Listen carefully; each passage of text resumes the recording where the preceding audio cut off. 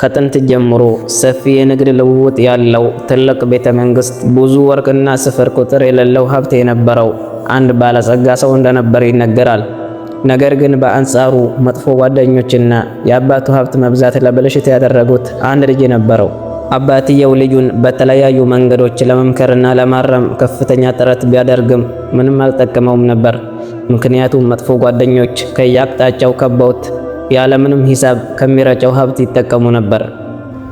አባትየው የሞቱ መቃረቡን ባወቀ ጊዜም ልጁን ጠርቶ እንዲህ አለው፣ ልጄ ሆይ እኔ ከሞትኩ በኋላ በሮች ሁሉ በፊት ቢዘጉና ያለህ ነገር ሁሉ ቢጠፋብህ በማንኛውም ሁኔታ ውስጥ ብትሆን እንኳን ይህንን ቤተ መንግስት እንዳትሸጠው ቃል ግባልኝ።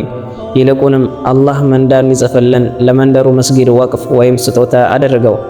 ችግር ከጸናብህና ድህነት ካጠቃህ ደግሞ አባቶቻችን ወደ ተቀበሩበት ዋሻ ሂድ። እዛ 7 የሬሳ ሳጥኖችን ታገኛለህ አለው።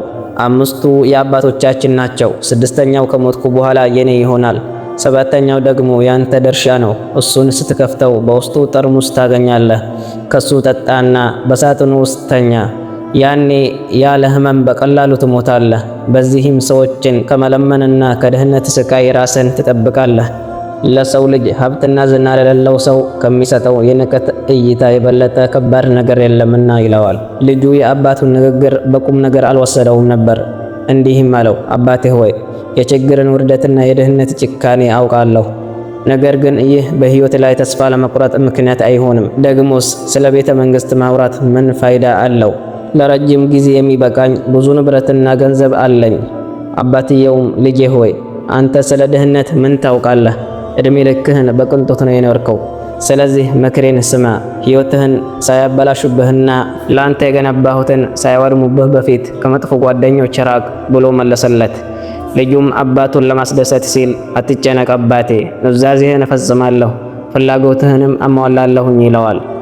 አባትየውም ይህንን ካዘዘ ከጥቂት ሰዓታት በኋላ ሞተ።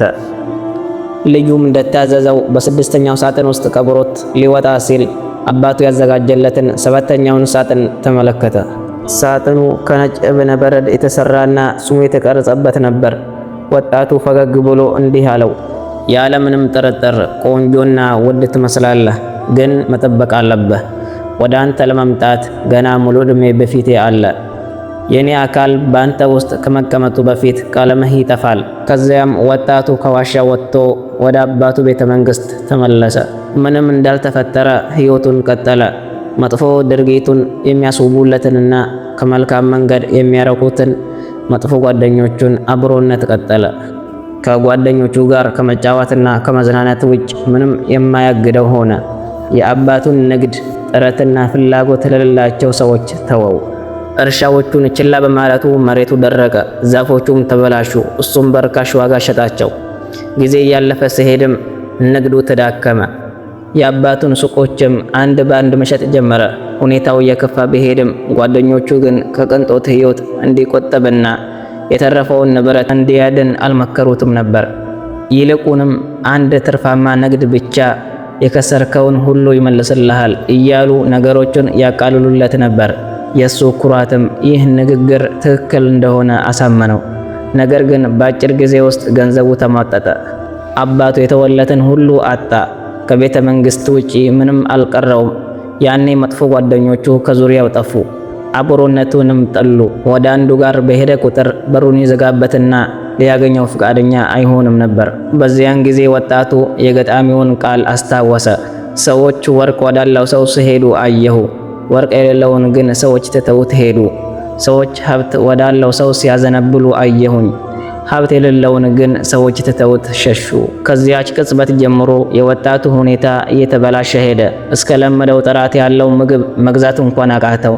ምግቡም እንደ ድሆችና ምስኪኖች ምግብ ሆነ። ይህ ሁሉ ሀብት እንዴት በአጭር ጊዜ ውስጥ አለቀ ብሎ ራሱ መጠየቅ ጀመረ። ስሜቱን በመከተሉ ከመጥፎ ጓደኞች ጋር በመሆኑና ነገሮችን ባለማስተዋሉ ራሱን ወቀሰ። አባቱ ተራራን በየቀኑ ጥቂት ጥቂት በተቦረቦረው እንኳን የሚናድበት ቀን መምጣቱ አይቀሬ ነው ብሎ ይመክረው የነበረውን አስታወሰ። ነገር ግን ትምህርቱን የተረዳው ሁሉም ነገር ካለቀ በኋላ ዘግይቶ ነበር።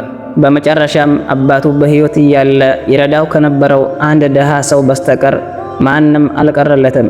ሁኔታው ቢለወጥም ያ ሰው ከጎኑ በመኖሩ ተገረመ። ያለውን ጥቂት ምግብም አብሮት መካፈል ጀመረ። ነገር ግን ጊዜ እያለፈ ሲሄድ ሁሉም ነገር ተሟጠጠ። ያችን ጥቂት ምግብ እንኳን መግዛት አቃተው። መንገዶች ሁሉ ተዘጉበት። ቀናት አለፉ። ወጣቱ አባቱ አደራ ካለው ቤተ መንግስት ውጪ ምንም አልነበረውም። ቤተ መንግስቱን መሸጥ ይችል ነበር። ነገር ግን አባቴ ከመጥፎ ጓደኞች ሲያስጠነቅቀኝ እምቢ ብዬዋለሁ። አሁን ግን ስለ ቤተ መንግስቱ የገባሁትን ቃል አላጥፍም። ከሞትኩ በኋላ ለመስጊድ ወቅፍ አደርገዋለሁ አለ።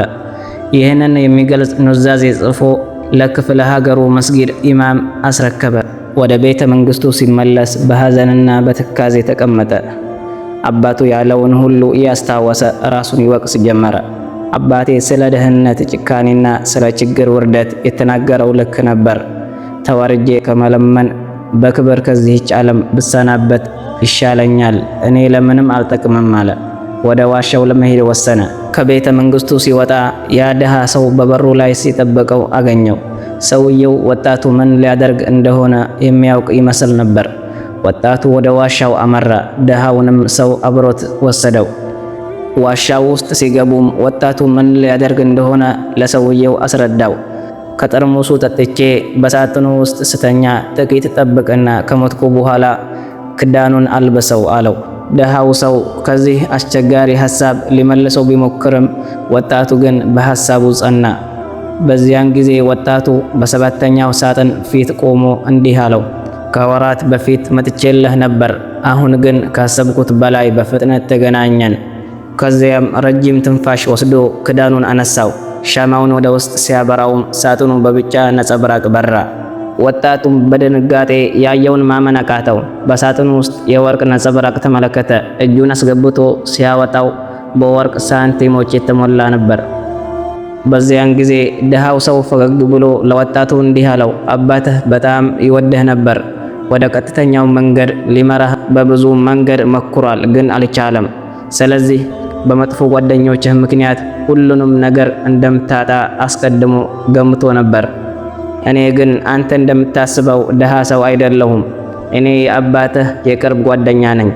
አባትህ ከሀብቱ ውስጥ ትልቅ ድርሻ ሰጥቶኝ ሁኔታህን እንድከታተልና የምትሸጣቸውን ንብረቶች ሁሉ እንዳይጠፉ እንደገዛቸው አዞኝ ነበር። ወጣቱም እንዴት እያደረከው ነበር ብሎ ጠየቀው። ሰውየውም የአባትህን ንብረት ልትሸጥ እንደሆነ ስገምት መጥቶ እንዲገዛለህ ሰው ልክ ነበር። በዚህ መልኩ የአባትህን ንብረት እንደታዘዝኩት ጠብቄልሃለሁ አለው። ወጣቱ በሰውየው ንግግር ተገርሞ አይኖቹ በእንባ ተሞሉ። በዚያው ሁኔታ ላይ እያሉ የአባቱ ጓደኛ ወጣቱ ለኢማሙ ሰጥቶት የነበረውን የቤተ መንግስቱን ኑዛዜ አወጣለት። ወጣቱም ተገርሞ ይህ ኑዛዜ እንዴት ወደ አንተ መጣልህ አለው። ሰውየውም ይህም የአባትህና የአባቶችህ ቤተ መንግስት እንዳይጠፋ የተደረገ ሌላ ዘዴ ነበር አለው። ወጣቱ መጥፎ ጓደኞች ከመልካም መንገድ አርቀውት እሱ በጠፋበት ጊዜ አባቱ ይህን ሁሉ ለሱ ብሎ ማቀዱን ማመን አቃተው። ከዚያም አባቴ ሆይ አላህ ይዘንልህ፣ ከመጥፎ ጓደኞች ጋር መሆኔን እንደማላቆምና ገንዘቤን እንደሚያልቅ አውቀህ ነበር። ይህን ሁሉ ለኔ ያደረክ የአባቶቼን ርስት እንዳላጣ ስለ ቤተ መንግስቱ አዘዝከኝ አለ። ወጣቱ ከአባቱ ጓደኛ ጋር ከዋሻው ወጣና ወደ ቤተ መንግስቱ ተመለሰ። ሁኔታው ተቀይሮና ተስተካክሎ ከአባቱ ይልቅ ሀብታም እስኪሆን ድረስ የማይረሳውን ትምህርት አገኘ። አላህ ከሰጠውና ከረዘቀው ጸጋ ድሆችንና ችግረኞችን አልረሳም። የየቲሞች መርጃና የድሆች መጠለያ ገነባ። የአባቱ ጓደኛም ሁልጊዜ አብሮት በመሆን ወደ በጎ መንገድ ይመራው ነበር። ወጣቱ ወደ ቀጥተኛ መንገድ በሚመራው ደግ ጓደኛና ወደ ጥፋት በሚገፋው መጥፎ ጓደኛ መካከል ያለውን ትልቅ ልዩነት ተረዳ።